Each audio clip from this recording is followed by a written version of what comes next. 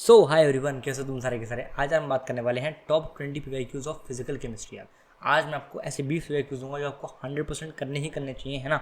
और मज़े की बात क्या है कि भाई एक तो वो हर साल वीडियो होते हैं, रेपिटेटिव क्वेश्चन होंगे, ठीक है। हर एक चैप्टर के होंगे, हर एक चैप्टर वाइज हम आपको कराएंगे। और इसके अंदर 2024 की पीवाईक्यूज मैंने इंक्लूड करे हुए हैं, ठीक है। और मस्ट डू पीवाईक्यूज है, अगर आपने नहीं कर रहे हो उनको तो गलती कर रहे हो यार, ठीक है। मैं चीज़ों को स्टार्ट करता हूँ, हम लोग चैप्टर वाइज चलेंगे, ठीक है। अच्छा चलो, पहले हम बात करते हैं अपन सॉल्यूशन चैप्टर के बारे में, ठीक है। पहला सवाल क्या कह रहा है mass of ethylene glycol to be added to 18.6 kg of water to produce the freezing point at -24 degree Celsius. पहले समझो कि सवाल क्या कह रहा है। कह रहा है भाई एक बीकर है, उसके अंदर पानी है ना।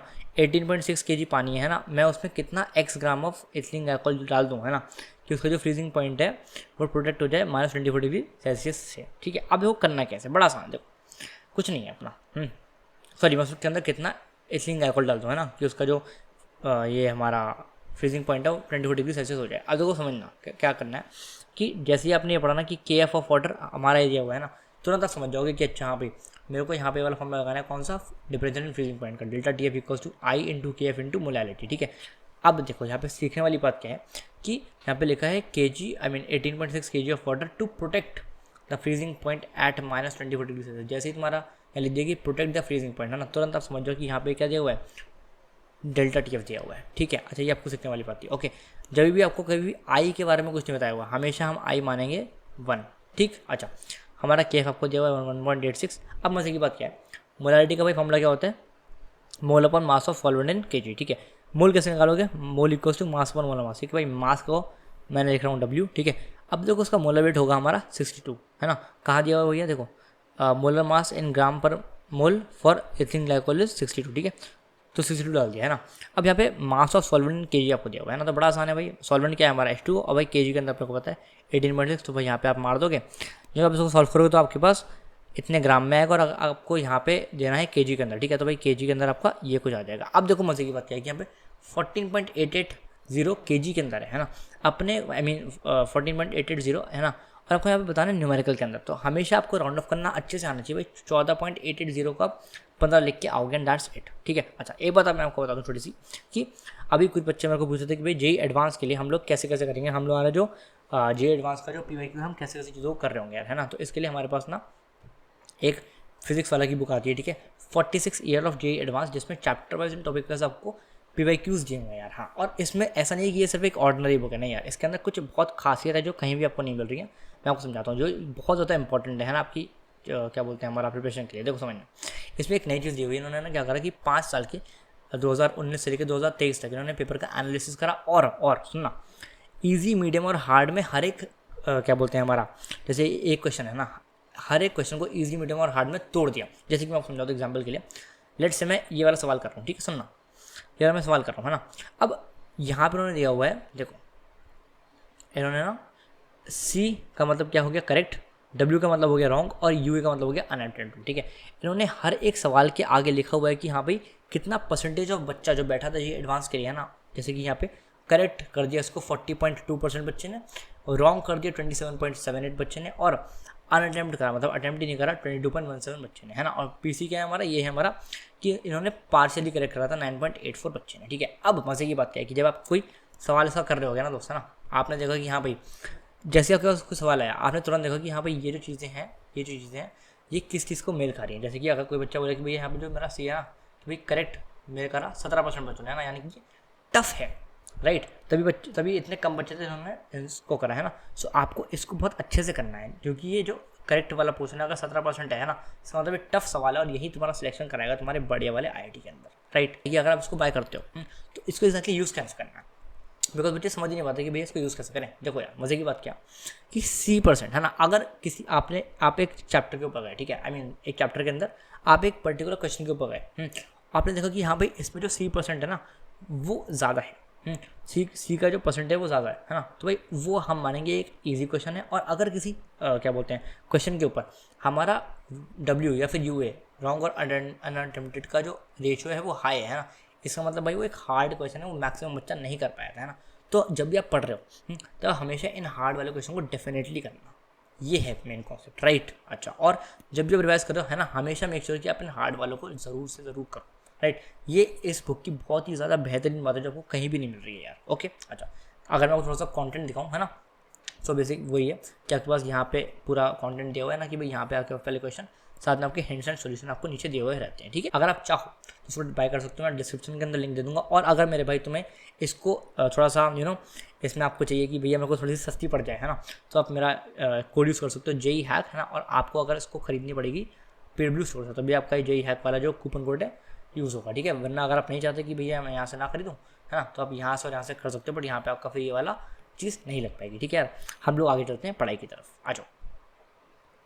कह रहे a solution of H2SO4 is 31.4% H2SO4 by mass, है ना, and has a density of इतना ग्राम पर ml, the molarity of H2SO4 solution is what। बड़ा आसान है, देखो कुछ नहीं, एक बीकर के अंदर ऐसा देखो समझो कि जब भी हम बोलते हैं सोल्यूशन है, सोल्यूशन ऑफ H2SO4 का मतलब क्या है कि H2SO4 प्लस पानी है, ठीक है। अब सुनना, यहाँ पर वैसे बीकर है, H2SO4 प्लस पानी है, कह रहा है H2SO4 31.4 बाय मास है ना। तो जब भी हम बोलते हैं भाई बाय मास है ना, इसको हम थोड़ा सा सिंप्लीफाई करने के लिए अपन क्या करते हैं कि ये जो पूरा सोल्यूशन है इसको हम मान लेंगे अपने हिसाब से कि भाई ये 100 ग्राम है, ठीक है। अब इसके अंदर H2SO4 जो है भाई वो है हमारा 31.4 ग्राम, और बचा हुआ 68.6 ग्राम जो है वो भाई हमारा पानी है। समझ गए कितना तुम्हें आसान लग रहा है ऐसे समझने में, ठीक है। अब देखो तुम्हें डेंसिटी दी हुई है कि हाँ 1.25 ग्राम पर ml है ना, तो डेंसिटी हमारा यहाँ आ गया। अब मजे की बात क्या कि अपने को निकालना है मोलारिटी, निकाल देंगे यार, कैसे करेंगे। तो भाई molarity equals to number of mole of solid upon volume of solution in litre, ठीक है। Number of mole of solid कैसे निकालते हैं भाई, मास पर मोलर मास, ठीक है भाई। मास में दिया हुआ है भाई 31.4 ग्राम, डाल दो, ठीक है। और मोलर मास आपको कितना दिया हुआ है, देखो यार H2SO4 का अगर आप निकालोगे तो 98 आएगा, आपको दिया भी हुआ है, तो आपने नीचे 98 मार दिया। अब समझो, है ना, तो भाई यहाँ पर एक सेकंड रुकना जरा दोस्त, हाँ अब सही। अब देखो समझना कि भाई यहाँ पर हमारा ये वॉल्यूम है ना। अब लेकिन आपको मजे की बात क्या है कि डेंसिटी आपको दी हुई है ना। जब भी आपको डेंसिटी दी हुई होती है ना, आपको वॉल्यूम को डेंसिटी के टर्म में लिखना है। जैसे कि आपको पता है कि डेंसिटी ये होती है, हाँ density equals to mass upon volume होता है। मैंने कहा हाँ जी होता है। अपने को यहाँ पे लिखना है वॉल्यूम, अरे बोलो भाई वॉल्यूम लिखना है ना अपने को, हाँ जी लिखना है ना। तो भाई volume equals to mass upon density हो जाएगा, नहीं हो जाएगा। अरे भाई volume equals to mass upon density, okay. तो मैं वॉल्यूम की जगह देख रहा हूँ मास, तो बेटा भाई मास हमारा हो गया क्या बोलते हैं हमारा 100। कैसे भाई 100 कैसे हो गया मास, बिकॉज हमारा जो पूरा था वो 100 ग्राम का था, राइट। ये आगे नीचे सोल्यूशन का आता है ना, है ना। और सुनते जाना, ये मुझे लिखना है भाई वॉल्यूम जो है लीटर के अंदर, है ना। तो पहली बात तो क्या है कि जो डेंसिटी आएगी वो 1.25 एज इट इज आ जाएगी यहाँ पे उठ के, है ना। अब यहाँ पे लीटर के अंदर लिखना था, बट यहाँ पे तो भाई जो डेंसिटी है वो भाई ग्राम पर ml के अंदर है ना। तो मुझे यहाँ पे बनाना है इसको लीटर। तो अपन जरा समझो कि करते कैसे हैं। आपको पता है 1 लीटर के अंदर 1000 ml होते हैं, मैंने कहा हाँ जी होते हैं। अब 1 ml के अंदर 1 लीटर अपन 1000 लिख दूँ, मतलब भाई ml इक्वल्स टू 1 लीटर अपन 1000, हाँ जी। जहाँ पर मेरे भाई ml लिखा हुआ है, जहाँ पर ml लिखा हुआ है वहाँ से ml को हटाओ और इस चीज़ को लगाओ। ऐसे करते हैं मेरे भाई कन्वर्जन, है ना। तो भाई ml को हटाया, 1 लीटर अपन 1000 करा, ठीक है। तो भाई ये जो 1000 था ये ऊपर चला गया, है ना। और अब जो ये पूरी चीज़ें भाई लीटर के अंदर आएंगी, राइट। इसको जब आप सॉल्व करोगे तो हमारा आंसर 4 आ जाएगा, सिंपल। समझ गए बात को, बढ़िया है। आगे चलता हूँ यार। अब चलते हैं मेरे भाई मूल कॉन्सेप्ट के ऊपर। पहला सवाल इसका क्या है, कह रहा है molarity of 0.8 molar H2SO4 solution, density तुम्हें दी हुई है। बोले भाई मोलारिटी है क्या, बड़ा आसान है यार। देखो मैंने आपको एक हमेशा से ये चीज़ दी हुई है ना, कि भाई मोलारिटी और मोलारिटी के बीच रिलेशन, है ना, रिलेशन की करना कैसे होता है। देखो समझना, ये m मतलब मैंने एग्जैक्टली इसको उठा के ना यहाँ पे कॉपी करा, ठीक है। अच्छा ये कहाँ से आया भाई, ये एक बेसिकली एक PNG इमेज है जो मैंने हमारे जो लेक्चर्स हैं वहाँ से उठाई है, ठीक है। सो आप इसको मेरे लेक्चर से जाके समझ सकते हो कि मैंने इस चीज़ को आपको ऐसे याद कराया, मैंने आपको उसको थोड़ा सा याद भी कराया हुआ है ना, जैसे कि आप इसको इजीली एग्जाम में कर पाओ। आप समझो करना कैसे है, कुछ नहीं है। अभी D होता है डेंसिटी, M होता है मोलालिटी, MWT ऑफ सॉल्यूट होता है यानी कि मोलिकुलर वेट ऑफ सॉल्यूट, है ना, अपॉन 1000। अब देखो करना कैसे है, बहुत सिंपल है। आपको M दिया हुआ है 0.8, ठीक है। आपको डेंसिटी दी हुई है 1.06, ठीक। स्मॉल m अपने को निकालना है, वापस से 1 आपको दिया हुआ है तो भाई मैंने 1 लिख दिया। स्मॉल m आपको निकालना है, लिख दिया। मोलिकुलर वेट ऑफ सॉल्यूट हमारा क्या है, देखो यार मोलिकुलर वेट ऑफ सॉल्यूट हमारा है H2SO4, है ना। तो आप इसका मोलिकुलर वेट जो आप निकालोगे सो आपका बेसिकली 98 आ जाएगा, ठीक। अच्छा अब नीचे 1000 आएगा, तो भाई मैंने कहा 1000 लिख दो, बोले बहुत बढ़िया। अब इसको आप जब सॉल्व करोगे ना, तो यहाँ से आपका ये मैंने आपको पूरा सॉल्व करके दिखाया, आपका जो स्मॉल m आएगा वो 815 × 10⁻³ आ जाएगा, सिंपल, ठीक है। अब 10⁻³ में आपको लिखना तो देखो, तो भाई आप यहाँ देख सकते हो 815, बात खत्म, सिंपल। समझ गए बात को, आगे चलता हूँ यार मैं। कह रहा है for substance A dissolve in solution of a mixture B and C, ठीक है, with respective number of moles Na, Nb and Nc, the mole fraction of C in the solution is. कितना आसान है यार, ये तो आपसे भाई मोल फ्रैक्शन की बेसिक डेफिनेशन ही पूछ रहा है ना। तो अपना क्या होता है, देखो यार कुछ नहीं होता, ये एक बीकर है, इसमें A, B और C है। कोई बच्चा पूछ ले कि नहीं भैया इसमें ना आप जरा मेरे को मोल फ्रैक्शन ऑफ C बताओ, कर देंगे यार, है ना। कैसे करते हैं, number mole of C upon total mole, यानी कि टोटल मोल मतलब Na plus Nb plus Nc, यानी कि अपना भाई सही आंसर कौन सा हो गया, देखो बी वाला हो गया। देखो चेक कर लो, ये और ये दोनों सेम है, सिंपल है, समझ गए। आगे चलते हैं यार, इन छोटी छोटी चीज़ों पर अपन टाइम वेस्ट नहीं करेंगे। अच्छा, फिफ्थ जो क्वेश्चन हमारा है, correct 10 ml of gaseous hydrocarbon on combustion gives 40 ml of CO2 and 50 ml of water vapour. Okay, correct total number of carbon and hydrogen atoms in the hydrocarbon is. बड़ा आसान है, मैंने आपको same similar question अपने PIQ had के अंदर कराया था, जिसने देखा है वो इस वाले क्वेश्चन को 100% कर सकता है। सुनना, मैंने आपको हमेशा क्या बोला, जब भी मेरे भाई आपके को कंबशन मिल जाए, देखा होगा, सबसे पहले ये लगाना, ये जो रिएक्शन है ना, मैंने आपको रटवाया हुआ है, कैसे याद रखोगे, CXH5 प्लस, मतलब आपको बेसिकली इसको याद रखना है, इस रिएक्शन को, ठीक है। अब वो ज़रा देखते हैं दिया हुआ क्या है, 10 ml ऑफ हाइड्रोकार्बन, ठीक है, तो 10 ml ऑफ हाइड्रोकार्बन ये हो गया, 10 ml ऊपर मैंने लिख दिया, बहुत बढ़िया। करें 40 ml ऑफ CO2, बोले 40 ml ऑफ CO2 मैंने यहाँ लिख दिया, ओके। अच्छा, and 50 ml of water vapour, बहुत आसान है, वाटर वेपर देखो भाई 50। अब देखो क्या करना है, correct total number of carbon and hydrogen atom in the hydrocarbon, कुछ नहीं करना अपने को, आपको मैंने ऑलरेडी बताया हुआ है क्या, कि जब भी आपको कोएफिशिएंट वाला या फिर आप ऐसा समझिए कि स्टोइचियोमेट्रिक का सवाल आता है, कुछ नहीं करना अपने को भाई, अपने को करना है मोल अपॉन कोएफिशिएंट का ratio find. Mole upon coefficient इसके लिए, इसके लिए, इसके लिए और इसके लिए, जितनी भी चीज़ें हैं सबके लिए आप भाई मोल अपॉन कोएफिशिएंट का रेशियो निकाल सकते हो। अब सुनना कैसे करना, कैसे मोल अपॉन कोएफिशिएंट, मतलब भाई मैं मोल कर सकता हूँ वॉल्यूम अपॉन 22.4 लीटर, राइट। अरे भाई आपको आता है ना मोल का formula, mole equals to volume upon 22.4, है ना। सो देखो, अब देखो क्या करना है अपने को, कि कहाँ गया हमारा, देखना कोएफिशिएंट हमारा ये, हाँ देखो मैं इसके लिए ना पहले निकाला हूँ मोल अपॉन कोएफिशिएंट का रेशियो, ठीक है। तो देखो मोल हमारा हो जाएगा वॉल्यूम ऑफ 22.4, ठीक है। सो वॉल्यूम हमारा यहाँ पे 10 दिया हुआ है, राइट, अरे दिया हुआ है ना, देखो ना 10 ml ऑफ गैसेस हाइड्रोकार्बन, देखो, ठीक है। अब आप यहाँ पे लिख ही लो, एक काम करो आप लिख लो 22.4, ओके, बहुत बढ़िया। अच्छा, ऐसे ही अगर आप इसके लिए लिखोगे CO2 के लिए, है ना, तो कुछ नहीं होगा, वॉल्यूम तो ये हो गया हमारा, है ना, और हमारा यहाँ पे 22.4, एक्चुअली 22.4 अगर आप नहीं लिखोगे तो भी काम चल जाएगा, बट अभी अगर सीख रहे हो मैं आपको सिखा देता हूँ, है ना।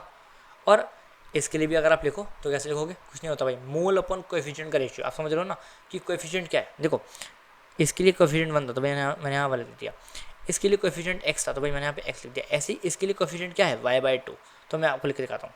इसके लिए अपन लिखते हैं पहले मोल, मोल मतलब वॉल्यूम अपॉन 22.4, यानी कि हमारा क्या हो जाएगा, वॉल्यूम हमारा भाई 50 ml, तो भाई 50 अपॉन 22.4, ठीक है, और डिवाइड बाय क्या हो जाएगा हमारा इसका कोएफिशिएंट, यानी कि y/2, ठीक है। अब देखो करना क्या है अपने को, बराबर करना है, बराबर करना है मतलब इन दोनों चीज़ों को उठा के इक्वल टू रख दो, जैसे तुम दोनों आई मीन इन दोनों चीज़ों को इक्वल टू रखोगे ना, आपको क्या दिखेगा कि 10x इक्वल टू 40 आएगा, यहाँ से x की वैल्यू 4 आ जाएगी, जैसे दोनों चीज़ों को इक्वल रखोगे x की वैल्यू आ जाएगी 4। सिमिलरली जैसे ही इसको और इसको तुम इक्वल रखोगे मेरे भाई, ऐसे तुम्हारी y की वैल्यू आ जाएगी 10, और तुम्हारे पास आंसर आ जाएगा, क्यों भाई x मेरा है यहाँ पे ये x, ठीक है, और मेरा जो y है वो यहाँ पे, है ना। सो मेरे पास C4H10 क्लियरली मेरे भाई वैल्यू आ चुकी है, राइट। आपके पास x और y यहाँ से है, और आप यहाँ पे उठा के इसको रख सकते हो, आपके पास बढ़िया सा अपना हाइड्रोकार्बन आ गया जिसका फॉर्मूला है C4H10। समझ गए बात को, चलो आगे चलते हैं। आप कह रहे थे molarity of 1 litre orthophosphoric acid H3PO4 having 70% purity, soon low, by weight is इतना मोलैरिटी, कर देंगे, सुनते जाना। देखो यार कुछ कुछ चीज़ें हमसे पूछी हुई, क्या मोलैरिटी पूछी हुई, ठीक है, मोलैरिटी पूछी हुई है, और वॉल्यूम तुम्हें दिया हुआ 1 लीटर, बहुत बढ़िया। अच्छा, तुम्हें एक चीज़ दी हुई है प्योरिटी की, भाई प्योरिटी है उसका 70%, और तुम्हें डेंसिटी दी हुई है, कहाँ गई स्पेसिफिक ग्रेविटी जो होती है हम उसको बोलते हैं डेंसिटी, राइट, उसको दी हुई है 1.54 ग्राम पर सेंटीमीटर क्यूब। अच्छा जी, अब तुमसे पूछ रहे हैं मोलैरिटी, निकाल देंगे यार, molarity equals to number of moles of solute upon volume of solution in litre. अच्छा, नंबर ऑफ मोल का फॉर्मूला होता है मास अपॉन मोलर मास, बहुत बढ़िया। Volume of solution in litre कितना है भाई, देखो 1 दिया हुआ है ना, तो भाई 1 उठा के यहाँ डाल दो, बहुत बढ़िया। अच्छा, मोलर मास तुम्हें दिया हुआ होगा, ये देखो मोलर मास तुम्हें दिया हुआ 98 है ना, तो यहाँ पे 98 डाल दिया। अब जो गेम है असली वो है भाई मास कैसे निकालूं, भाई मास निकाल देंगे, डरना नहीं है भाई, मास कैसे निकालना है। अच्छा, एक बात तुम्हें समझ में आती है कि मोलैरिटी अपने को निकालनी थी, हर एक चीज़ है हमारे पास, अगर मास कहीं से आ जाए तो भाई मेरा काम बन जाएगा, बिल्कुल बन जाएगा भाई। मास कैसे निकालोगे, तुम्हें डेंसिटी और वॉल्यूम दी हुई है ना, हाँ जी, तो भाई mass equals to density into volume होता है, अरे तुमने पढ़ा नहीं है क्या, density equals to mass upon volume, simple, ठीक है। तो भाई यहाँ से आपका आ जाएगा, डेंसिटी मेरा आया हुआ है 1.54, तो ये आ गया, और भाई जो वॉल्यूम तुम्हें दिया हुआ है वो दिया हुआ है 1 लीटर, बट हम इस लीटर को लीटर में नहीं डालते हैं, हम डालते हैं इसको ml के अंदर, है ना। 1 लीटर में होते हैं 1000 ml, तो भाई यहाँ पे 1000 आ गया, 1540 ग्राम मेरा मास आ चुका है। ठीक है, अब सुनना, कुछ बच्चे यहाँ पे 1540 ग्राम यहाँ मास में डाल देंगे, गलत हो जाएगा। क्यों? बिकॉज भाई ये लोग बोल रहे हैं कि 70% प्योरिटी है भाई उस मिक्सचर के अंदर, राइट। सो ये जो इतना जो मास आया है मेरे को इसका 70% निकालना पड़ेगा, है ना। वही मेरा एक्चुअल मास है जो मेरा H3PO4 ऑर्थोफॉस्फोरिक एसिड है एक्चुअली। ठीक है, सो 1540 इंटू 70/100 भाई। अरे किसी चीज़ का तुम्हें परसेंटेज निकालना होता है कैसे करते हो? Into 70/100, right. सो इसको जब तुम सॉल्व करोगे भाई तुम्हारा आ जाएगा इतना ग्राम, है ना। अब कुछ नहीं करना, इस नंबर को उठा के भाई मास की जगह डाल दो, कर देंगे भाई। जब डाला तुम तो भाई तुम्हारी मोलैरिटी आ जाएगी 11 मोलैरिटी, सिंपल। समझ गए? यहाँ पे तुम्हें क्या डालना था? 11। समझ गए? आगे चलते हैं। कह रहा है अब देखो ये थोड़ा सा डिफरेंट है बट मुश्किल नहीं है, सुनना। कह रहा है sample of CaCO3 and MgCO3 weighted 2.21 gram, है ना भाई। क्या है कि भाई तुम्हारे पास ना एक सैंपल है ना, जिसके अंदर CaCO3 और MgCO3 आता है ना। अच्छा एक बात और कि हो सकता है ना तुम्हें सिर्फ इतनी सी बात पढ़ के ये चीज़ क्लिक ना होती हो कि यार ये सैंपल के अंदर दोनों चीज़ें हैं ना, बट तुम एक बार जब क्वेश्चन को पढ़ते हो ना तब तुम्हें एक बार समझ में आ जाता है कि अच्छा हाँ भाई तुमने यहाँ तक इस क्वेश्चन को पढ़ लिया, अब तुम दिमाग लगाओगे ना तो तुम्हें समझ में आएगा कि हाँ भाई ये बेसिकली एक सैंपल है, इसके अंदर दोनों चीज़ें ही हैं। ठीक है, अब सुनो। कह रहा भाई इसका मास है 2.21 ग्राम। मैंने कहा ठीक है भाई, और इट इज़ इग्नाइटेड मतलब इसमें हमने आग लगाई, है ना, और इग्नाइटेड टू कॉन्स्टेंट, यानी कि हम लोगों ने इसमें तब तक आग हम लोग लगाते रहे जब तक इसका जो वेट था 1.152 सॉरी जब तक मेरे दोस्त इसका जो वेट था 1.152 ग्राम नहीं रह गया, यानी कि इतने ग्राम से अगर जब तक ये इतने ग्राम तक नहीं हो गया हम लोगों ने इसमें आग हम लोग लगाते रहे। बहुत बढ़िया। अब क्या होगा, अंदर की बातें करते हैं। ठीक है, पूछ क्या रहा है? कह रहा था composition of mixture is what, है ना, कि भाई एट दी एंड जब ये 1.152 ग्राम रह गया तो भाई CaCO3 और MgCO3 कितने कितने ग्राम बच गए बताओ भाई। कर देंगे, बहुत आसान है, सुनते जाना। देखो दोनों के लिए मतलब मैं जब आप दोनों को इग्नाइट करोगे एक ही साथ में, है ना, सो दोनों के लिए अलग अलग रिएक्शन होंगी। यहाँ पे CaCO3 जब आप हीट करते हो तो CaO और CO2 के साथ में टूट जाता है, और MgCO3 को जब आप हीट करते हो तो MgO और CO2 आता है। ठीक है, अब सुनो, अगर मैं आपको क्या बोल रहा हूँ कि अगर आप CaCO3 का जो मास है अगर आप उसको x मान लो अभी के लिए, अरे मेरे लिए मान लो x है, ठीक है, सो MgCO3 का कितना मास हो जाएगा? 2.21 - 6। अरे भैया क्यों हो जाएगा? अरे मेरे भाई बिकॉज अगर इन दोनों का मिक्सचर जो है उसका मास 2.21 ग्राम है ना, तो भाई CaCO3 का मैंने x मान लिया तो इसका कितना हो जाएगा? 2.21 - 6 ग्राम। ठीक है, अच्छा अब हाँ ठीक है, इतना सा कॉन्सेप्ट है। अब अपने को निकालना है मोल अपन कोएफिशिएंट का रेशियो। बड़ा सिंपल है, देखो यार मोल इक्वल्स टू भाई क्या होता है? मास अपन मोलर मास। बेटा मास हमारा x ग्राम हमने माना था, है ना, और तुम्हें मोलर मास CaCO3 का दिया हुआ है, देखो चेक करो, ये देखो, ठीक है 100। बहुत बढ़िया, ये हो गया, है ना। अब आप CaO का निकाल लो यार, है ना। ओके, सो भाई CaO का हम लोग कैसे निकालेंगे? मास अपन मोलर मास। भाई मैंने बोला कि ठीक है यार इसके मास को तुम बोल दो वेट, ठीक है, तो वेट अपन 56, ठीक है, बिकॉज CaO का आप निकालोगे 56 आता है, सिंपल कॉन्सेप्ट है। ठीक है, दोनों को जब बराबर करोगे ना क्या होगा? वेट ऑफ CaO तुम्हारा आ जाएगा x/100 × 56। ठीक है, अब रुको, वेट ऑफ CaO। अब आप एक बात समझो कि हो सकता है ना किसी बच्चे को ऐसा लगे कि भैया वो सारी बातें ठीक है, हमने वेट ऑफ CaO क्यों निकाल दिया, हमने ऐसा क्यों करा कि हम लोगों ने वेट ऑफ CaO निकाल दिया, है ना। तो अभी बात समझो, है ना, कि जितना भी यहाँ पे कार्बन है सॉरी कैल्शियम है, सॉरी जितना भी यहाँ पे कैल्शियम है वो कहाँ से आ रहा है? वो भाई आ तो सारा का सारा कैल्शियम यहीं से रहा है ना यार, है ना। सो मुझे नहीं पता, सुनना, मुझे नहीं पता कि आखिरी में ये कितना बच जाएगा, है ना, बट अगर मैं किसी तरह से ये निकाल पाऊँ कि ये वाला जो CaO है कितना बना, तो क्या मैं बता सकता हूँ कि यार ये वाला कितना खर्च हुआ, है ना। सो भाई मैं बेसिकली वेट ऑफ CaO निकाल रहा हूँ, राइट। समझ रहे हो, कॉन्सेप्ट आसान है ना, बिकॉज लेट्स से कि अगर ये 10 ग्राम था, है ना, तो भाई 10 ग्राम के अंदर लेट्स से 2 ग्राम Ca था और CO3 था हमारा 8 ग्राम, है ना। सो बेसिकली यहीं से तो ये कार्बन यहीं से तो आया है मेरे भाई, राइट। तो मेरा Ca अगर यहाँ पे 2 ग्राम है, मतलब अगर मैंने फाइंड आउट करा कि भाई मेरा Ca कितना आ रहा है, भाई तुम्हारे यहाँ पे अगर 2 ग्राम आया, इसका मतलब मैं समझ जाऊँगा कि भाई यहाँ पे जो Ca है कितना यूज़ हुआ होगा? 2 ग्राम यूज़ हुआ होगा। समझ में आ रही है बातें? बड़ा आसान सा कॉन्सेप्ट है, कोई बहुत तगड़ी चीज़ नहीं है। ठीक है, अब सुनो, वेट ऑफ CaO मैंने निकाला, अभी समझ में आएगा, डरो मत, अगर समझ में नहीं आई मेरी बात अभी आएगी, समझ में आ गया, ठीक है, इतनी बात समझ में आई। हाँ, सेम प्रोसीजर मैं करूँगा MgCO3 हीट के साथ MgO + CO2 के साथ में। कैसे करूँगा सुनना, इसका मेरे पास मास है, हाँ, सो मोल ओपन कोएफिशिएंट, ठीक है भाई, मास अपन मोलर मास होता है, अरे भाई number of molecules to mass upon molar mass, है ना। मोलर मास तुम्हें MgCO3 का तुम्हें दिया हुआ, चेक करो 84, राइट, बहुत बढ़िया। सो मास अपन मोलर मास दोनों में कोएफिशिएंट तो भाई 1 है ही, तो भाई नीचे 1 1 आ जाएगा, है ना। और MgO के लिए हमारा जो मोल होगा वो होगा वेट अपॉन 40, बिकॉज MgO का जो वेट होता है 40 होता है, सिंपल, ठीक है।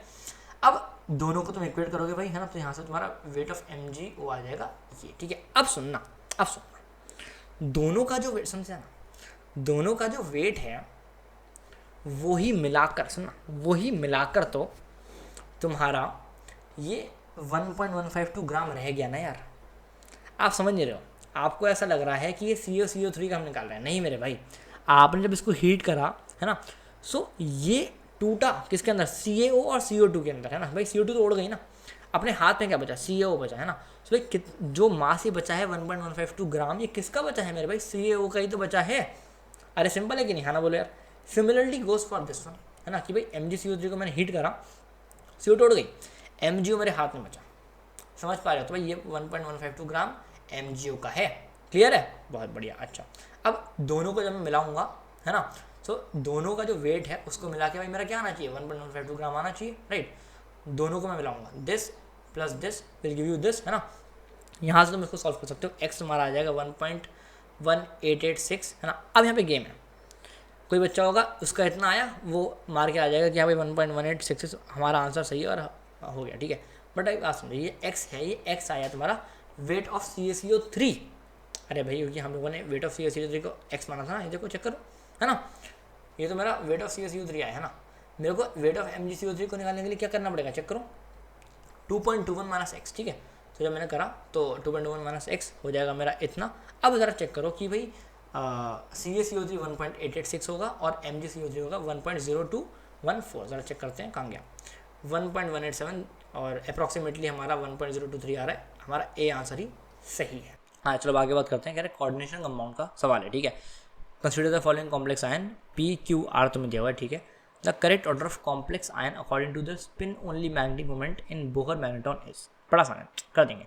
अपने को निकालना क्या, स्पिन ओनली मैग्नेटिक मोमेंट, ठीक है, वेरी इजी। देखो मैं तीनों चीज़ों को उठा के ना यहाँ नीचे लिखता हूँ, ठीक है, आप समझना। पहली चीज़ हमारी ये है, दूसरी चीज़ हमारी ये है और तीसरी चीज़ हमारी ये है। एक एक करके निकालते हैं। पहली बात आपको समझ में आना चाहिए भाई, ये कॉम्प्लेक्स आयन है, ये भी एक कॉम्प्लेक्स है, ये भी कॉम्प्लेक्स है। कैसे, सॉरी ये वाला कॉम्प्लेक्स है, कैसे पता लगा, क्योंकि भाई मुझे ये कोऑर्डिनेशन स्फीयर के अंदर दिख रहा है। क्लियर है, बहुत बढ़िया। अब सुनो कि अपने को सबसे पहले करना क्या पड़ता है ना, मैं थोड़ा जूम करता हूँ समझ में आएगा, इसके निकालते पहले, ठीक है। कुछ नहीं होता, आपको Fe के ऊपर कितना चार्ज है वो निकालना होता है, ठीक है। तो कुछ नहीं होता, हम लोग Fe के क्या बोलते हैं ऑक्सीडेशन नंबर को मानेंगे x, ठीक है।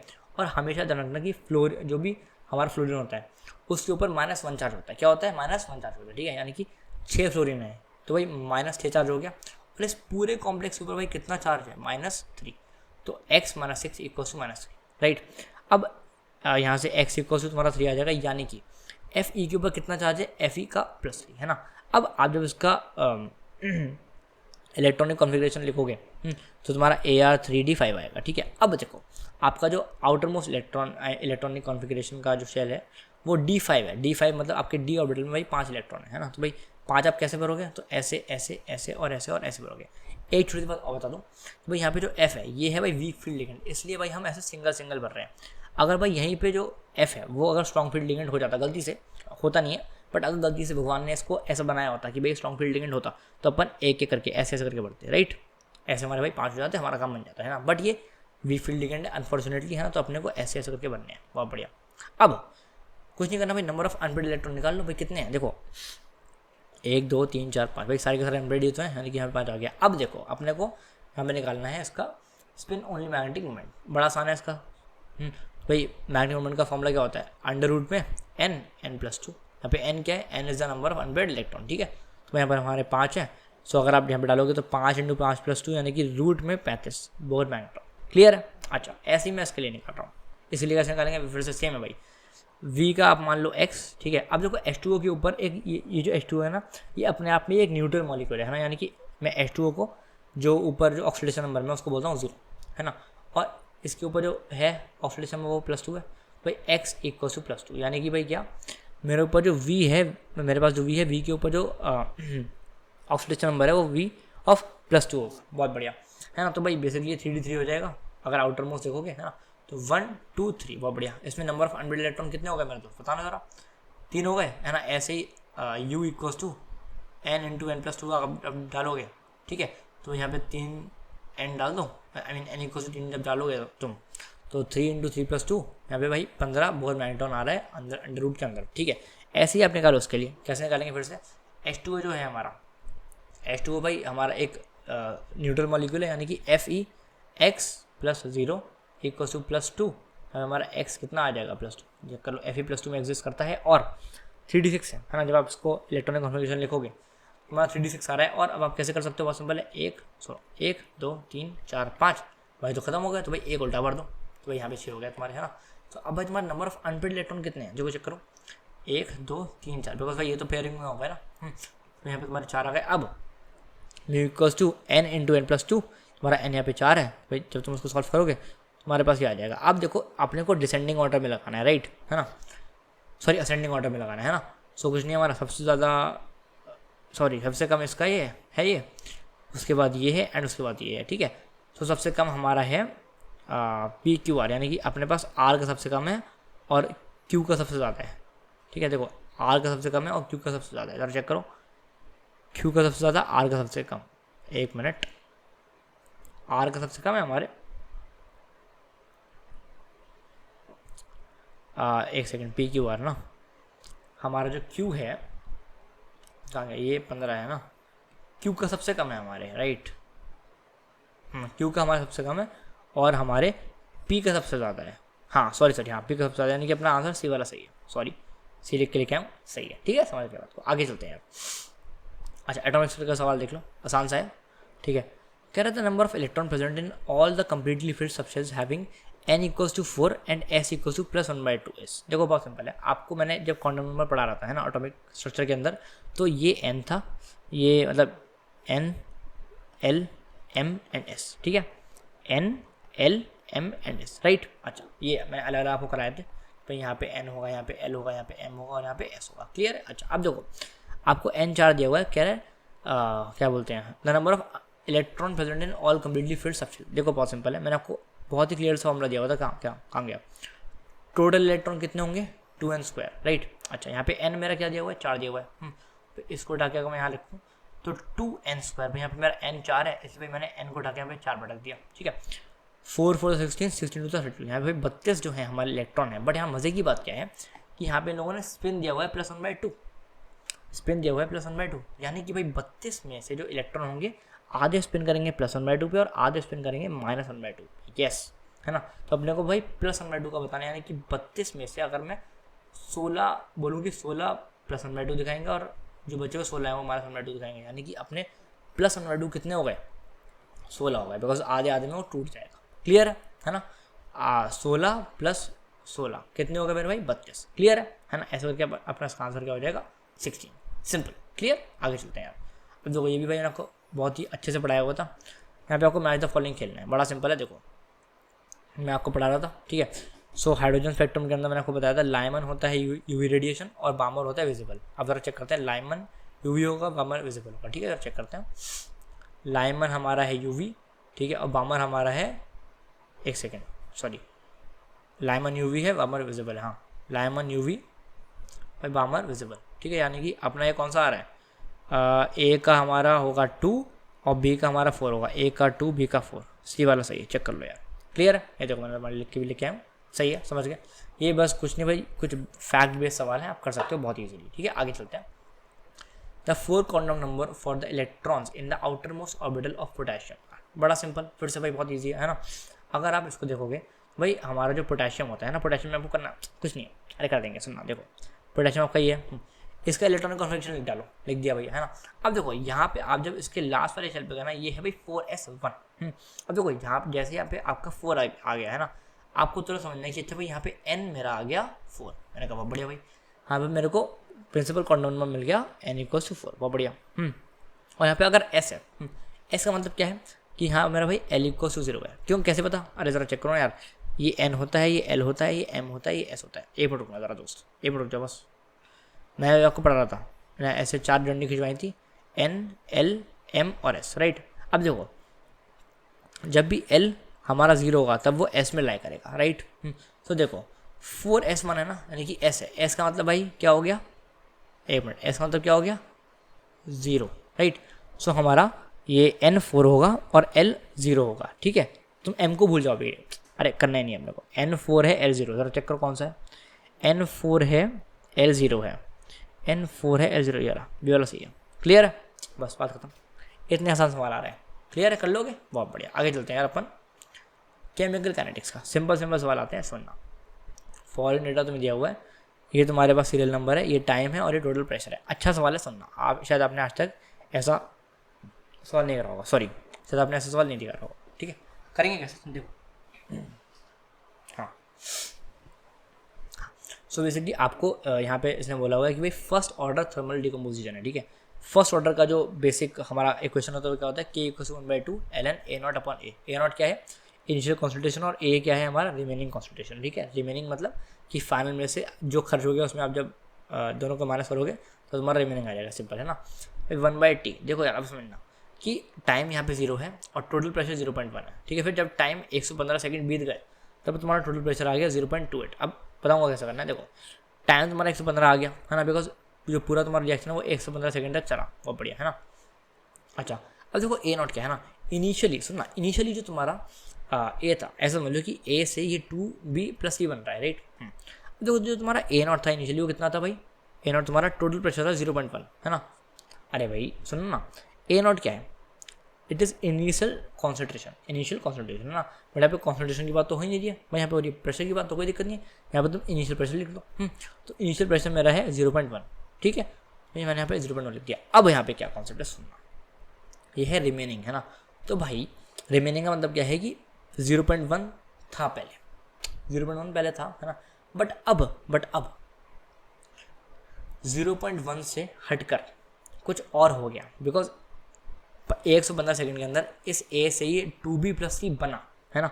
सो इनिशियल कॉन्सेंट्रेशन माइनस जितना इनका कॉन्सेंट्रेशन है उसको अपने को माइनस करना पड़ेगा, मैं दिखाऊंगा, है ना। So initial concentration minus x। अब अगर मेरे को ये x मिल जाए तो अपना काम हो जाएगा। अभी समझते हैं, देखो सुनो, आपको थोड़ा सा डिटेल में समझाता हूँ। देखो एट t = 0 तुम्हारे पास 0.1 क्या बोलते हैं ये कॉन्सेंट्रेशन है, ठीक है। फिर कॉन्सेंट्रेशन बोलो या फिर प्रेशर बोलो, बात एक ही है, ठीक है। और t = 0 पे ये अभी रिएक्शन स्टार्ट ही नहीं हुई है ना, यानी कि ये इसके पास भी 0 है और इसके पास भी 0 है, बिकॉज ये चीज़ अभी एग्जिस्ट नहीं करती है, ठीक है। 115 सेकंड बाद, भाई लाइट बड़ी तेज हो रही है यार। टाइम = 115 सेकंड के बाद क्या हुआ एग्जैक्टली कि अगर यहाँ से x चीज़ें, अब ऐसा बोल लो कि x पार्शियल प्रेशर कम होता है तो भाई यहाँ पे 2x बढ़ता है और यहाँ पे भी x बढ़ता है। ये वाला कौन सा कॉन्सेप्ट है, देखो समझना कि इसके 1 मोल से इसे 2 मोल मिल रहे हैं और ऐसे इसके 1 मोल से इसका 1 मोल बन रहा है, राइट। ऐसे ही जब यहाँ से x पार्शियल प्रेशर जाएगा तो भाई यहाँ पर 2x पार्शियल प्रेशर आ जाएगा। यस, अगर आपको ये चीज़ें नहीं पता है कि यहाँ से जितना जाएगा उतना यहाँ बनेगा, है ना। सो थोड़ा सा आपको मोल कॉन्सेप्ट पे अपना ध्यान देना पड़ेगा। आपको नहीं आता तो आप मेरी वीडियो देख सकते हो, कोई दिक्कत नहीं है ना। यहाँ पे मैं बता नहीं सकता वरना वीडियो बहुत लंबी हो जाएगी, ठीक। सो बेसिकली क्या बोलते हैं हमारा, हाँ, अगर यहाँ से x निकल रहा है तो भाई यहाँ पे भी आपका x बन रहा होगा, राइट। अच्छा, अब देखो कॉन्सेप्ट क्या है। एक बच्चा पूछ सकता है कि भैया बात का जवाब दो, तो भैया यहाँ से तो केवल x ही तो निकला, बट यहाँ पर 2x बन गया और यहाँ पे भी x बन गया, ये तो भैया लॉस को तोड़ रहा है। तो आपको अगर ऐसा लग रहा है कि ये चीज़ खराब, ये चीज़ गलत है ना, तो यहाँ पे आपको थोड़ा सा कॉन्सेंट्रेशन टर्म्स को कॉन्सेंट्रेशन बोल रहा हूँ, स्टोइचियोमेट्री को अच्छे से पढ़ना पड़ेगा यार, मूल कॉन्सेप्ट के अंदर जाके, है ना। तो आपको जाके चीज़ें समझ लेंगी कि अच्छा भाई यहाँ से जब x हटता है तब यहाँ पे 2x चीज़ें बनती हैं और यहाँ पे x चीज़ें बनती हैं, राइट। बढ़िया है, चलो अब मैं आगे चलता हूँ। काफ़ी सारे बच्चों को ये बात पता होगी। अब देखो कॉन्सेप्ट क्या है कि जो हमारा अब क्या बोलते हैं जीरो, देखो समझाता हूँ मैं कि अगर मैं आपको बोलूँ कि ना जो पार्शियल प्रेशर है अब आफ्टर 115 सेकेंड्स वो कितना हो जाएगा, तो देखो आपको दिया हुआ है कि भाई after 115 second total partial pressure आपको दिया हुआ है 0.28, ठीक है। सो भाई अपने को क्या करना है, इसको मिला दो, इसको मिला दो, इसको मिला दो, इन तीनों को मिलाने के बाद में भाई 0.28 टोटल प्रेशर रह रहा है, हाँ ठीक है। सब लोग करना क्या है, कुछ नहीं करना, इन तीनों को ऐड करो। जैसे इन दोनों को तुम ऐड करोगे 0.1 + 2x - x और +x, ये दोनों आपस में कट जाएंगे, है ना। सो 0.1 + 2x आ जाएगा, ठीक है। और तुम्हें दिया होगा कि भाई ये 0.28 के बराबर है, तो भाई इसको तुम बराबर रखोगे यहाँ से, x का वैल्यू तुम्हारे पास आ जाएगा 0.09। बहुत बढ़िया, बहुत बढ़िया, अपना काम बनेगा, कुछ नहीं करना अपने को। x को उठा के अपने को उठाना है और यहाँ रखना है, क्लियर है।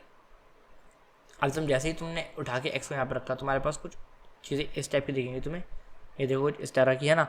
अब तुम यहाँ से बहुत ही क्लियरली के को निकाल सकते हो, है ना। अगर तुम्हें ln नहीं पता है ना, तो तुम यहाँ से ln को हटाओ, देखो 115, ठीक है। अब यहाँ पे ln की अगर तुम लॉग लगा दो 0.1 और 0.1 माइनस 009, ठीक है। और यहाँ पे 2.303 लगा दो, क्यों? बिकॉज ln को आपने लॉग में कन्वर्ट करा है इसलिए, ठीक है। आपको ये बेसिक चीज़ आनी चाहिए यार, तो ये मज़ा आएगा, ठीक है। चलो जब तुम इसको सॉल्व करोगे तो तुम्हारा आंसर कुछ इस टाइप से आएगा और तुम्हारा 2 × 10⁻² पर सेकंड आएगा। अच्छा, आपने भी 10⁻² क्यों करा, देखो चेक करो, दिया हुआ है इस तरह से। अपने आप को आंसर यहाँ पे 2 मानना है, यानी कि अपना आंसर यहाँ पे 2 हो गया।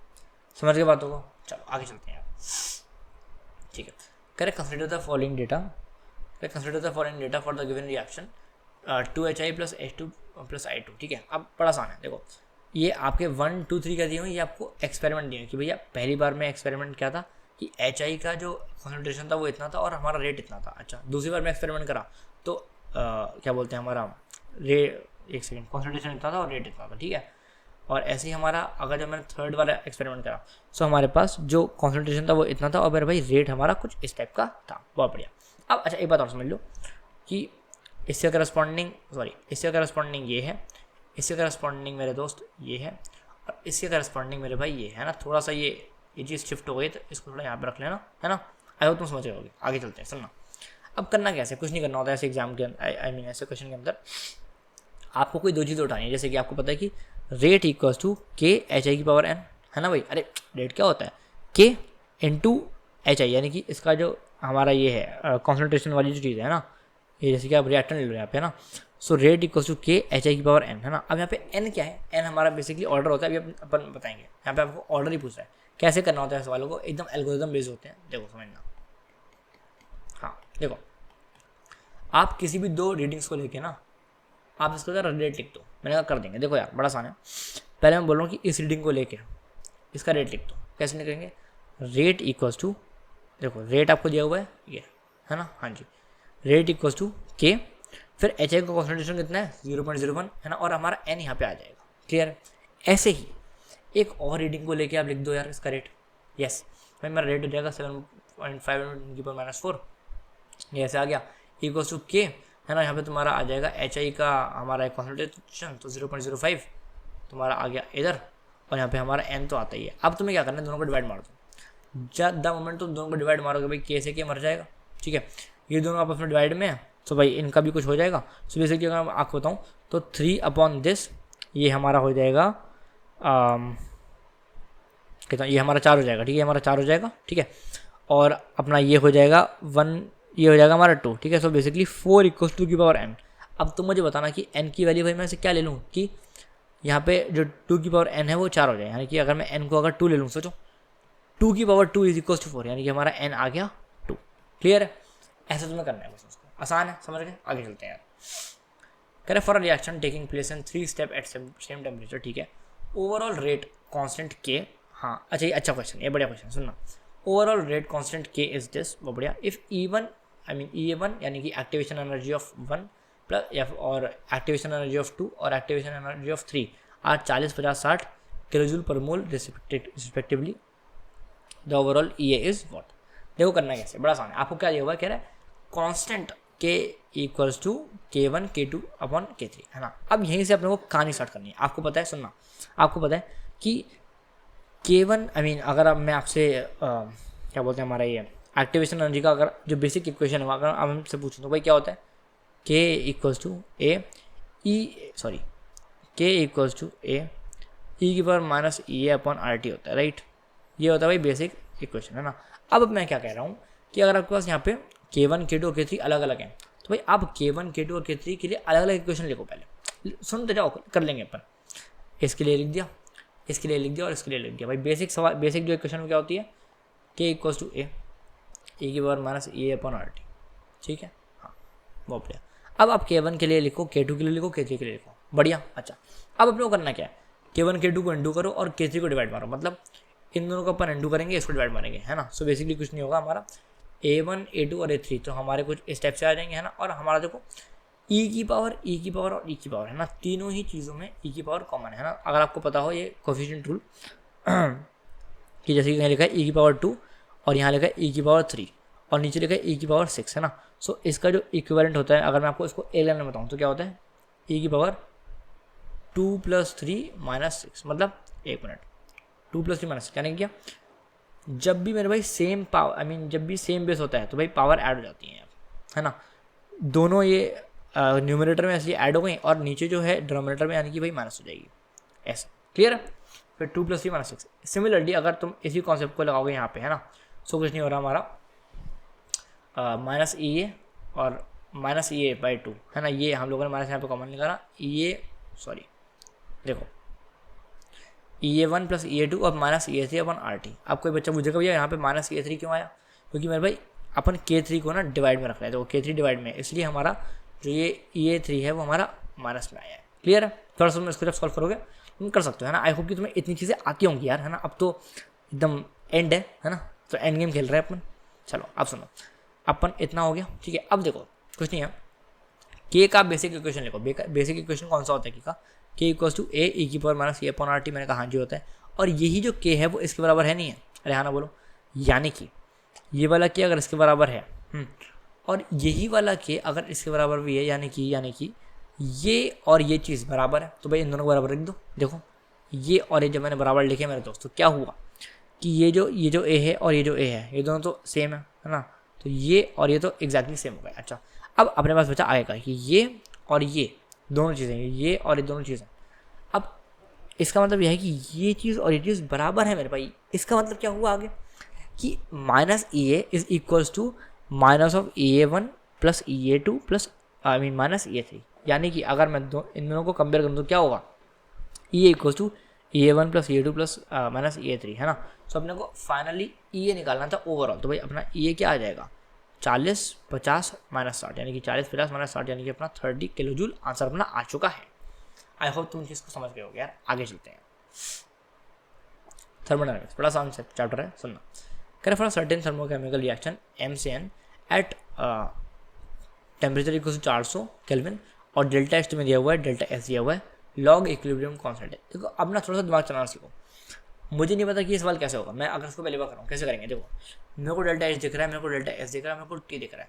जैसे ही मैंने इस चीज़ को देखा ना, मेरे दिमाग में एक चीज़ ठन की, क्या कि भैया डेल्टा जी को delta H minus T delta S करके एक फॉर्मूला होता है ना। सॉरी एक ऐसा फॉर्मूला होता है। तो भाई व्हाट इफ मैं अगर इसको लगा दूँ क्या होगा, आज देखते हैं डेल्टा जी का कैसे निकालेंगे। देखो डेल्टा एच तुम्हें दिया हुआ है ना, तुम्हें टी दिया हुआ है, भाई डेल्टा एस दिया हुआ है ना। अब तुम्हें इसको उठा के यहाँ पे डालना है, तो अपन कैसे करेंगे। देखो पहली बात यहाँ पे ये किलो जूल पर मोल में है, अपने को डालना है जूल के अंदर, अपने को डालना है इसको जूल के अंदर। कैसे करोगे, 77.2 और जूल में करने के लिए 10⁻³ से इंटू कर दोगे, ठीक है। ऐसे ही टी तुम्हारा दिया हुआ 400 और डेल्टा एस में दिया हुआ है 122, चेक कर लो 122 तुम्हें दिया हुआ है। इसको सॉल्व करना 28400 जूल आ जाएगा। अब देखो कॉन्सेप्ट क्या है, आपको पता होना चाहिए चीज़ क्या कि हमारा जो डेल्टा जी है वो -2.303 RT लॉग की होता है। क्योंकि देखो आपसे पूछा लॉग ऑफ इक्विलिब्रियम कांस्टेंट, है ना, यानी कि अपने को ये पूछा है। क्लियर है, हाँ। अब देखो आपने डेल्टा जी यहाँ पे निकाल लिया, अब इसको उठा के यहाँ भाई पेल दो, खत्म कहानी।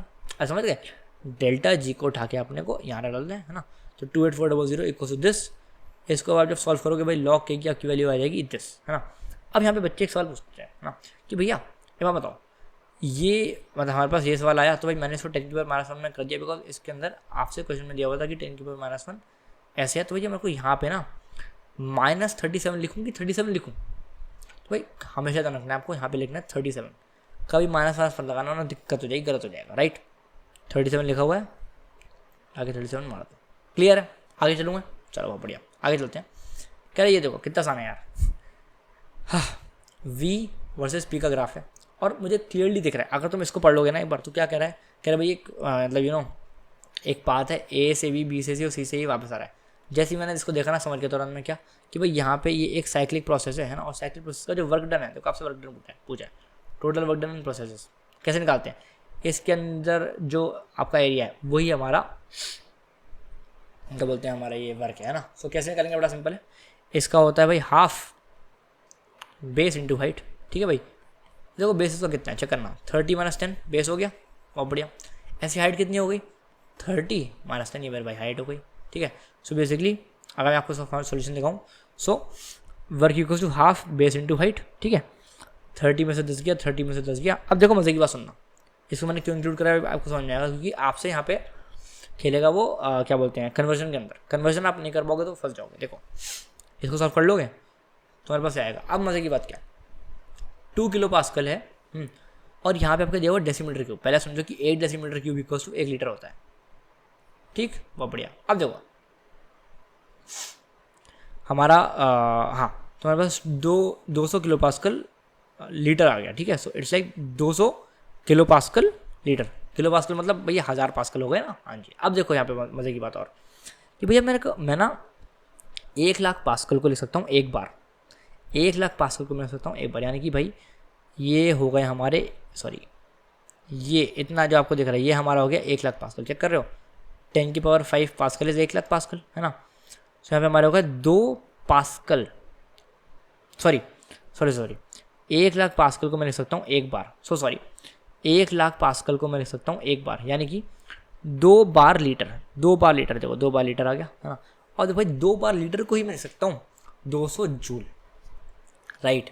सबको इन कन्वर्जन को अच्छे से याद रखना है मेरे भाई, है ना, बिकॉज ये ऐसे सवाल हैं जो आपसे पूछे जाते हैं हर साल। बस तुम यहाँ पे कभी बार खा जाते हो अच्छा इसके अंदर कि भैया मैं इसको कन्वर्ट कैसे करूँ, बिकॉज तुम्हें कन्वर्जन आते ही नहीं है, समझ में आ रही है। और तुमसे तो कोई जूल के अंदर ही पूछा, कितने शातिर है। सवाल आसान था बट तुम्हारे कन्वर्जन में खेल गए, ठीक है। आगे चलते हैं 17, consider the following reaction this, ठीक है, एट 298 केल्विन। आपको ये रिएक्शन दे दिया और आपको केपी दिया हुआ है, कह रहे डेल्टा जी बताओ। कितना आसान है भाई, देखो बहुत सिंपल है। आपको पता होना चाहिए कि delta G equals to minus R T L N K P, है ना। अच्छा यहाँ पे के पी क्यों है, बिकॉज यहाँ पे ये इक्विलिब्रियम वाला कॉन्सेप्ट है। अच्छा अब समझना, देखो कि माइनस आर टी, देखो यार आपको आर टी दिया हुआ है, आर दिया हुआ है, आर आपको दिया हुआ है माइनस 8.314 जूल पर केल्विन मोल, ठीक है। सो 8.314 आपने आर की जगह लिखा। टी आपको दिया हुआ है क्या, टी देखो 298 केल्विन दिया हुआ है, उठा के भाई डाल दो यहाँ पे, ठीक है, बढ़िया। अच्छा एक बात और, आपको यहाँ पे दिया हुआ है wait a minute, joule kelvin में है ना, ओके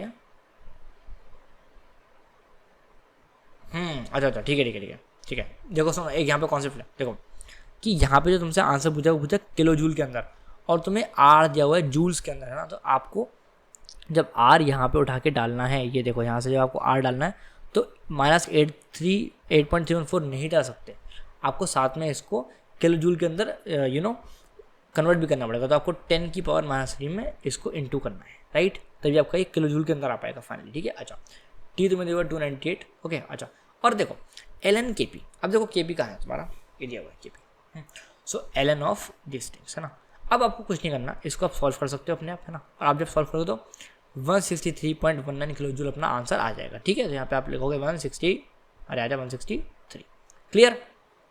अरे समझ गए अंकल, हैं, चलो बढ़िया, आगे चलते हैं। एक किलोग्राम का सवाल देखते हैं। कह रहे for the reaction N2O4 will give reversible reaction है 2N2O, सॉरी 2NO2, है ना। आपको केपी दिया हुआ है at 300 kelvin temperature, KC for the reaction at same temperature, ठीक है, कुछ नहीं है। आपको केपी दिया हुआ है भाई, केसी बताओ कैसे निकालेंगे, बड़ा आसान है। देखो आपको पता होना चाहिए KP equals to KC R T delta N G, है ना। अब कुछ बच्चे पूछेंगे भैया डेल्टा एन जी क्या होता है, कुछ नहीं होता यार। आपको ये एक रिएक्शन दी हुई है, मैंने कहा दी हुई है, कुछ भी नहीं है। Delta N G is what की नंबर ऑफ, सुन लो, नंबर ऑफ गैसियस थिंग्स, ऐसे बोलोगी मोल ऑफ, ऐसे समझ लो कि mole of gaseous things in product minus mole of gaseous things in reactant. अब देखो क्या दोनों गैसियस है, मैंने कहा हाँ दोनों गैसियस तो हैं, क्लियर, है ना। अच्छा अब आपको मोल का डिफरेंस लेना है, जैसे कि भाई यहाँ पे प्रोडक्ट के अंदर भाई 2 मोल है, चेक कर लो 2 मोल है, और भाई यहाँ पे आपके पास है 1 ही मोल, है ना। तो भाई यहाँ पे यहाँ से 2 आ गया, यहाँ से मेरे दोस्त 1 आ गया, 2 - 1 मेरा आ गया 1, है ना। इसलिए डेल्टा एनजीआरटी मेरा क्या आ गया 1 आ गया, समझ गए बात को। इसके मोल माइनस इसके मोल, शर्त क्या है कि भाई दोनों चीज़ें गैसियस होनी चाहिए, बात खत्म, ठीक है। डेल्टा एन जी हमारा 1 आ गया, बहुत बढ़िया। अब देखो आपको पता होगा के सी इक्वल्स टू के पी अपॉन आर टी, यहाँ से आ जाएगा, ठीक है। अब आपके पास के पी दिया हुआ है, आपके पास आर और टी तो है ही, यहाँ से आप सॉल्व करोगे 2 × 10 की पावर -2 आ जाएगा, सिंपल सा कॉन्सेप्ट है, ठीक है। आगे चलते हैं। हाँ, the following concentration were observed eight 500 kelvin for the formation of NH3 from N2 and H2 at equilibrium. N2 तुम्हें दिया हुआ है इतना मोलर है, H2 तुम्हें दिया हुआ है कॉन्सेंट्रेशन इतना मोलर है, और NH3 दिया हुआ है इतना मोलर कॉन्सेंट्रेशन है। कह रहे equilibrium constant for the reaction is what. पहले समझो, आपको रिएक्शन रेडी हुई होनी चाहिए, N2 + 3H2 will give you 2NH3। बहुत बढ़िया। अब आप सोच रहे इक्विलिब्रियम कांस्टेंट, कितना आसान है भाई, Kc इक्वल्स टू, आपको पता क्या होता है ना कि भाई सुनना, जो तुम्हारा प्रोडक्ट है, प्रोडक्ट का कॉन्सेंट्रेशन और आगे उसका कोएफिशिएंट का, मतलब जैसे आपको यहाँ पे कोएफिशिएंट 2 है तो उसके कॉन्सेंट्रेशन के ऊपर आप उसमें पावर लगा दो। ऐसे ही रिएक्टेंट के ऊपर जैसे N2 है ना, सो N2 का जो कॉन्सेंट्रेशन है, जैसे कि N2 का यहाँ पे कॉन्सेंट्रेशन आ गया और आगे पावर कितनी है 1, तो भाई यहाँ पे आप यहाँ लगा दोगे, ठीक है। ऐसे ही N2 में करोगे आप H2, बिकॉज एक और रिएक्टेंट है ना H2, और आगे जो पावर है, आई मीन आगे जो नंबर है आप उसको पावर बना दो ऐसे, और उसको डाल के अपने को यहाँ लगा देना है। समझ गए बात को, ये न्यूमरेटर में आएगा, ये वाला डिनोमिनेटर में आएगा। इसको आप सॉल्व कर सकते हो कैसे भैया, NH आपको दिया हुआ है ना, NH दिया हुआ है, ये उठा के इसको यहाँ पे डाल दो, N2 तुम्हें दिया हुआ है, उठा के इसको यहाँ डाल दो, और H2 तुम्हें दिया हुआ है, उठा के इसको यहाँ डाल दो। पावर्स का ध्यान रखना भाई थोड़ा सा यहाँ पे, है ना। और जब आप इसको सॉल्व करोगे तो हमारा Kc इक्वल टू 417 आ जाएगा, सिंपल। आगे चलते हैं इलेक्ट्रोकेमिस्ट्री, भाई आज का लास्ट सवाल, बड़ा आसान सा सवाल है, देखना। कह रहा था hydrogen electron is dipped in a solution of pH 3, ठीक है। यहाँ पे नई चीज़ सिखाऊंगा मैं आपको, ठीक है, कि pH तुम्हारा 3 है at 25 degree Celsius, the potential of electrode will be minus of this. सबसे इंपॉर्टेंट बात क्या कि सबसे पहली बात तो ये जो सवाल है, ये है हमारा नस्ट इक्वेशन का सवाल, ठीक है। नस्ट इक्वेशन क्या होती है, E of cell equals to E not of cell minus 0.059/2 log of क्या बोलते हैं हमारा reactant sorry product upon reactant. अब देखो सुनो, पहली बात क्या, ये इसने बोला हाइड्रोजन इलेक्ट्रोड है ना। सो अब भैया मुझे एग्जैक्टली पता कैसे लगा कि मेरे को यही वाली चीज़ लिखनी है, कुछ नहीं करना अपने को। मैंने लिखा कैसे है समझ लो, ये भी समझ लो कैसे लिखा है। मुझे नहीं पता था कि भाई यहाँ पे 2 आने ही आने हैं, नहीं यार मुझे नहीं पता था। मैं लिखा H plus electron will give you hydrogen, और आपको पता है कि H जो है वो हमेशा 2 की फॉर्म में एग्जिस्ट करता है, राइट। तो भैया अब मेरे को उसको वो करना था, क्या बोलते हैं इसको, बैलेंस कर रहा हूँ। कैसे करूँगा, यहाँ पे 2 डाल दो, यहाँ पे 2 डाल दो, अब भैया बैलेंस नहीं है, अरे हाँ ना बोलो। तो भाई ऐसे करके ये चीज़ यहाँ तक मेरे भाई बैलेंस हो गई, क्लियर। अच्छा अब इम्पोर्टेंट क्या कि हाँ, हाइड्रोजन इलेक्ट्रोड के लिए जो हमारा E0 होता है मेरे भाई वो 0 होता है। तो भाई यहाँ पे जो E0 ऑफ सेल है वो मेरा आ गया 0। अच्छा अब 0.059 तो एज इट इज है, ठीक है। अब अपन ना इसको सॉल्व करते हैं। ये क्या कॉन्सेप्ट है समझना जरा, बहुत आसान है। लॉग ऑफ H2, अच्छा ये भी आप समझ लो कि लॉग के अंदर जो ऊपर होता है प्रोडक्ट आता है और नीचे हमेशा रिएक्टेंट आता है विद उसके आगे हुई लगी हुई चीज़, जैसे कि ये प्रोडक्ट है, प्रोडक्ट के आगे कुछ लिखा हुआ है, यहाँ 1 है, यानी कि इसका पावर 1 हो जाएगा, ठीक है। ऐसे ही रिएक्टेंट के आगे भाई पावर लगा हुआ है 2, है ना। सो H प्लस का कॉन्सेंट्रेशन और ऊपर उसकी पावर 2 लग गया, ऐसे करना है अपने को। अच्छा हाँ, अब आपको पता होना चाहिए क्या कि भाई यहाँ पर एक गैस है ना, गैस मतलब भाई इसका पार्शियल प्रेशर होना चाहिए, है ना। सो जब भी मेरे भाई कोई गैस, ध्यान से सुनो, जब भी मेरे भाई कोई गैस अपने एक्चुअल फॉर्म में एग्जिस्ट करेगी, जैसे जो H2 है वो H2 की फॉर्म में ही एग्जिस्ट करती है, अरे करती है नहीं करती है ना, H2 की फॉर्म में एग्जिस्ट करती है, तो अपन हमेशा मानते हैं कि इसका जो प्रेशर है मेरे भाई 1 होता है 1, इसलिए भाई हम लोग इसको एज अ 1 ट्रीट करेंगे, क्लियर है, बहुत बढ़िया। अच्छा अब यहाँ पे एक नई बात क्या, तुम्हें यहाँ पे दिया हुआ है, एक मिनट हटा दो उसको, उतना ज़रा दोस्त, हाँ यहाँ पे तुम्हें दिया हुआ था कि भाई pH तुम्हारा 3 है, मेरे भाई pH का मतलब क्या है, नई चीज़ pH को 3 अगर दिया हुआ है तो तुम्हें समझना पड़ेगा यहाँ पे कि pH is nothing but minus log of H plus, yes क्या, minus log of H plus. अच्छा जी अब सुनना, यहाँ पे क्या हुआ कि minus log of H plus equal to 3 है, हाँ जी है। अब मैं क्या बोल रहा हूँ कि अगर मैं क्या करूँ, इट्स लाइक हाँ, मैं दोनों तरफ ना 2 से मल्टीप्लाई करूँ, मतलब भाई यहाँ भी 2 से मल्टीप्लाई करा, यहाँ भी 2 से मल्टीप्लाई करा, बहुत बढ़िया। ये -2 log of H plus equal to 6 हो गया। हाँ अब आपको पता होगा लॉग की प्रॉपर्टी क्या होती है, आपको पता होगा भाई लॉग की प्रॉपर्टी क्या होती है कि यहाँ पे 2 है, 2 आपके चले जाएगा पावर में, है ना, यानी कि minus log of H plus of 2 आ जाएगा और यहाँ पे इक्वल टू 6 हो जाएगा। अब समझो, है ना, कि मैं इस चीज़ को लिख सकता हूँ एज 6, ठीक है। 6/2 इज बेसिकली 3, तो भाई बेसिकली यहाँ पे 3 कहाँ से आया, ये देखो ये वाला 3 यहाँ से आया, समझ गए बात को, है ना। भाई ये पूरी चीज़ जो हो गई 6 हो गई और ये आगे 2 है ही, तो 2 से 6 कटा, यहाँ पे बचा 3, राइट। सो हमारे यहाँ पे 3 आ जाएगा, राइट। अब इसको जब तुम सॉल्व करोगे तुम्हारा आंसर इतना आएगा वोल्ट्स में, और तुम्हारा आंसर अगर तुम लिखना चाहते हो तो यहाँ पे तुम्हारा 17 आ जाएगा आंसर, क्लियर है। 18 आ जाएगा, सॉरी 18 आ जाएगा आंसर, क्लियर है ना। आई होप यार तुम्हें वीडियो अच्छी लगी होगी, अगर तुम्हें अच्छी लगी है लाइक कर सकते हो, है ना। और बाकी अगर तुम्हें वो फिजिक्स वाला का वो लेना है हमारा जे एडवांस का जो PYQs का बुक है, अगर तुम लेना तो तुम डेफिनेटली डिस्क्रिप्शन बॉक्स में चेक कर सकते हो, मैं आपको लिंक दे दूंगा डायरेक्ट, वहाँ से जाके खरीद सकते हो। ठीक है, अपन मिलेंगे यार नेक्स्ट वीडियो के अंदर, तब तक के लिए बाय बाय।